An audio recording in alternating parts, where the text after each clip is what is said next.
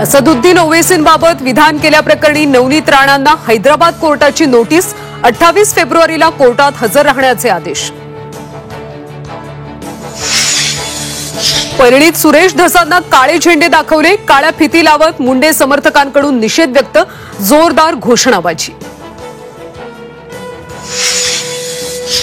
अमित शहांच्या भेटीसाठी मराठा कार्यकर्ते Westin hotel बाहेर। देशमुख हत्येप्रकरणी दखल घेण्याची मागणी। पोलिसांनी मराठा कार्यकर्त्यांना ताब्यात घेतलं। कायदेशीर प्रक्रियेनंतर माणिकराव कोकाटेंवर कारवाईचा निर्णय होईल। विधानसभा अध्यक्ष राहुल नार्वेकरांची भूमिका। सिंधुदुर्गमधल्या तारकर्ली समुद्रात 5 जण बुडाले। दुर्घटनेत दोघांचा मृत्यू, तिघांना वाचवण्यात यश। नागपूरमध्ये जीबीएसचा तिसरा बळी। 32 वर्षीय रुग्णाचा उपचारादरम्यान मृत्यू। शहरात जीबीएसच्या रुग्णांची संख्या 12 वर।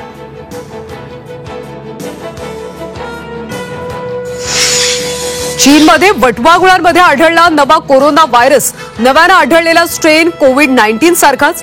जगभरातल्या देशांची चिंता वाढली।